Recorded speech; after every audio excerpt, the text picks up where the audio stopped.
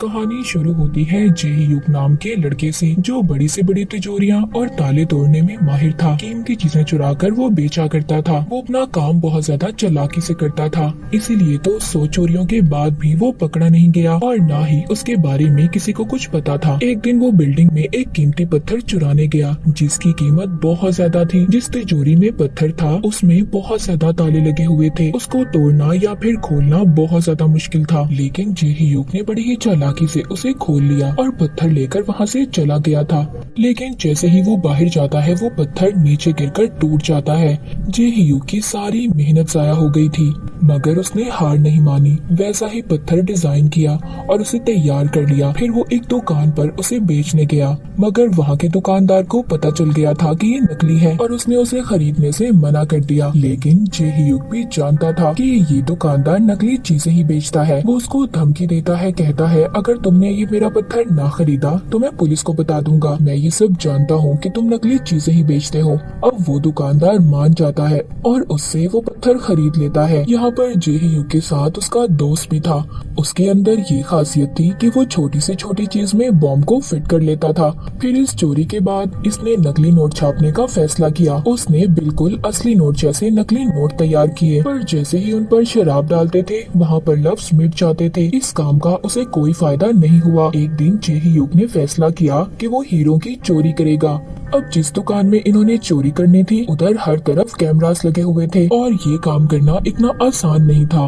अब वो अपने प्लान में अपने एक और दोस्त को शामिल कर लेता है, जो बहुत बड़ा हैकर था। उसने एक बार इसकी शिकायत पुलिस को भी की थी, पर फिर भी ये उस पर भरोसा करने के लिए तैयार था। इस काम में इसको एक लड़की भी मिलती है जो इसी की तरह ऐसे कामों में माहिर थी। इस लड़की की जेही युग के साथ काफी अच्छी दोस्ती हो गई थी। जब ये दोनों घूमने जाते हैं तो जेही युग उसके गले में पहना हुआ लॉकेट देखता है। वो बताती है कि मेरे डैड ने ये मुझे तोहफे में दिया था। जेही युग उसे बताता है कि ये बहुत महंगा है और बहुत कीमती भी। अब ये इसका पता करवाने जेवरात की दुकान पर जाते हैं तो वहाँ पर लेडी इनको बताती है कि ये बहुत महंगा है और लाखों में इसकी कीमत है। तभी ये उधर एक बैग को टेबल के नीचे रख देता है।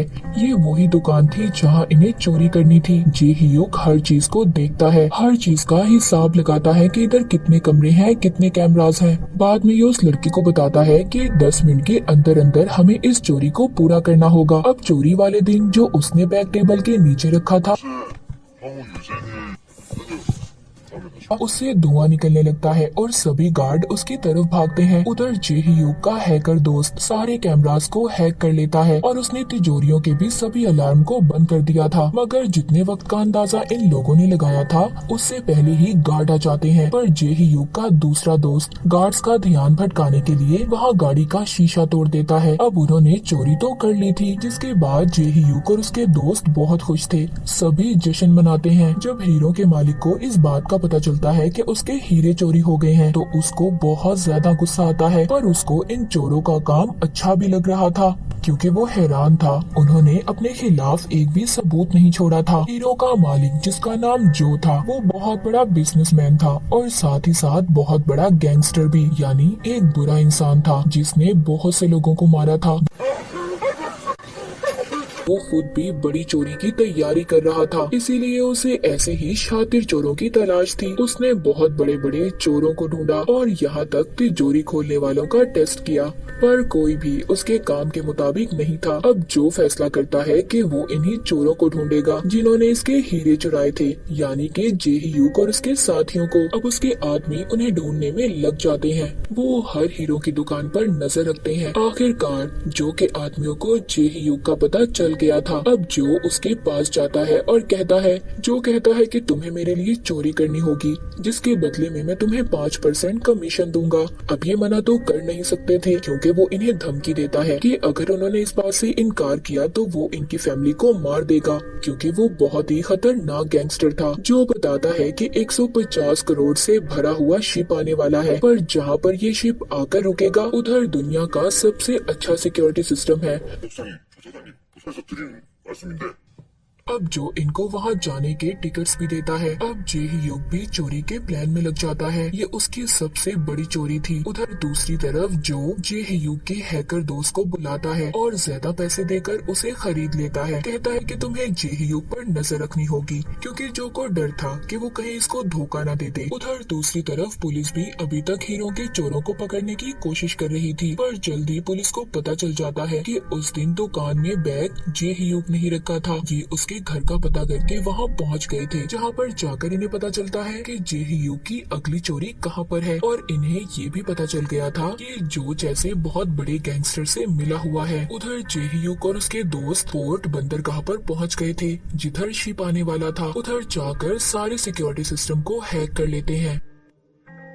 अब जे ह्यूग अपने दोस्त से कहता है, क्यों ना जिन पैसों को हम चोरी करेंगे उनको अपने पास ही रख लें।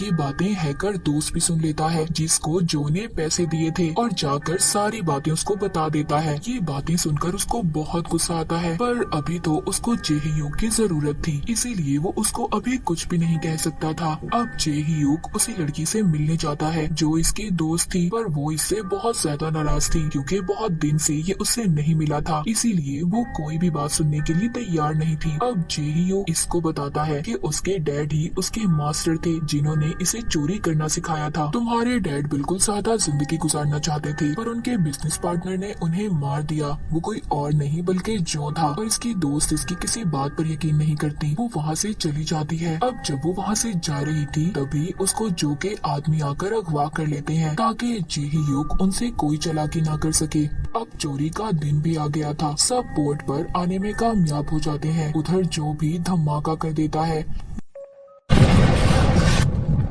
जे ह्यूग का हैकर दोस्त सारे कैमरास को हैक कर लेता है। वहाँ के लोग कहते हैं कि उनके सिस्टम में कोई खराबी आ गई है, जिसको ठीक करने में उन्हें 40 मिनट लगेंगे। जे ह्यूग और उसके दोस्त के पास अब बहुत ज्यादा टाइम था। वो बहुत ही चालाकी से तिजोरी को खोल लेते हैं। उनके सामने बहुत सारे पैसे थे। अब वो सभी पैसों को अपने एक ट्रक में भरते हैं और पैसों के ऊपर ही नकली पैसे रख देते हैं। उधर पुलिस को भी पता चल जाता है। वो चारों तरफ से इस जगह को घेर लेते हैं, जिस वजह से अब जे ह्यूग उस जगह से निकल नहीं पाता। अब जे ह्यूग के पास जो गैंगस्टर आता है, वो उस पर गन कर लेता है और उसकी दोस्त का लॉकेट दिखाकर कहता है कि वो मेरे कब्जे में है। मुझे पता चल गया था कि तुम मुझे धोखा दोगे, इसीलिए अगर तुम अपनी दोस्त को बचाना चाहते हो तो तुम्हें खुद को पुलिस के हवाले करना होगा। जे ह्यूग भी अपनी दोस्त को बचाना चाहता था, जो उसके मास्टर की बेटी थी। उसकी खातिर अपने आप को पुलिस के हवाले कर देता है, पर जैसे ही पुलिस उसको पकड़ने लगती है, वो वहीं समंदर में छलांग लगा देता है। पुलिस वाले उस पर गोलियां चलाते हैं, जिनमें से एक गोली उसे लग भी जाती है, और उसके पास जो बैग था वो भी बॉम्ब से फट जाता है। सब ये समझ रहे थे कि वो मर गया। उसकी दोस्त को जब पता चलता है, जो बॉम्ब फिट करने में माहिर था, उसको बहुत दुख होता है। पर हैकर दोस्त खुश हो रहा था, क्योंकि जे ह्यूग के हिस्से के पैसे अब उसी को मिलने वाले थे। इस बात पर दोनों दोस्तों में बहस हो जाती है। हैकर दोस्त चाकू निकालता है और अपने ही दूसरे दोस्त को मार देता है। अब आखिरकार जो के पास पैसों से भरा ट्रक पहुंच ही गया था, पर दिखने पर पता चलता है उसमें तो सिर्फ टिकट ही भरे हुए थे। ये देखकर तो जो की हालत तो जैसे खराब हो गई थी। तभी उसे जे ह्यूग का फोन आता है, मतलब वो अभी जिंदा था। यहाँ पर हमें पता चलता है जो कुछ भी हो रहा था वो जे ह्यूग का ही प्लान था। वो अपने मास्टर की मौत का बदला लेना चाहता था। सबसे पहले जो उसने उधर पत्थर चोरी किया था, उसको दोबारा बनाते हुए उसमें माइक्रोफोन को लगा दिया। वो जानता था कि जो गैंगस्टर अक्सर ऐसी चीजें खरीदता था। फिर उसको पता चला कि वो एक शातिर चोर की तलाश में है। उसने जानबूझकर हीरो की चोरी की ताकि वो उसकी नजरों में आ सके। जो को लगता रहा कि ये उसका प्लान था, पर असल प्लान तो जे ह्यूग का था। वो हैकर दोस्त भी जे ह्यूग के साथ ही था। उधर वो दोस्त भी जिंदा था, जिसको हैकर दोस्त ने मारा था। असल में सारा प्लान जो को पकड़वाने का था। अब जो के पास पुलिस भी आ जाती है। उधर हैकर दोस्त ने उस लड़की को भी बचा लिया था, जो जे ह्यूग के मास्टर की बेटी थी, जिसको जो ने अगवा किया था। दूसरी तरफ जो के आदमियों और पुलिस के दरमियान में मारामारी शुरू हो जाती है, पर जो भी इस बात का फायदा उठाकर वहाँ से भाग जाता है। पर जब वो अपनी गाड़ी में जा रहा था, तभी जे ह्यूग उसकी गाड़ी को टक्कर मारकर उसे पुलिस को पकड़वा देता है। उसके बाद सभी दोस्त एक जगह पर जमा होकर उस ट्रक को भी ले आए थे जिसमें नकली पैसे थे। दरअसल इन्होंने असली पैसों के ऊपर ही नकली पैसों को रख दिया था। सभी बहुत खुश थे क्योंकि उनके पास अच्छी जिंदगी गुजारने के लिए अब पैसे थे। अब जाहिर है जे ह्यूग ने इतनी बड़ी चोरी की थी, इसीलिए कुछ दिन के लिए ये गायब हो जाता है। एक दिन ये उस लड़की के पास भी पैसे भेजता है जो इसकी दोस्त थी, इसके मास्टर की बेटी थी। अब वो दुबई में थी। ये उन पैसों से अपनी आर्ट गैलरी शुरू कर देती है जो इसका सपना था। ये शुरू से ही ये करना चाहती थी। वो म्यूजियम में अपना लॉकेट देखती है जिसके पीछे जे ह्यूग खड़ा था। ये अब अपनी दोस्त अपने मास्टर की बेटी को पसंद करने लगा था। अब ये उधर ही अपनी दोस्त के साथ खुशी खुशी रहने लगता है और इसी के साथ ये मूवी यहीं पर खत्म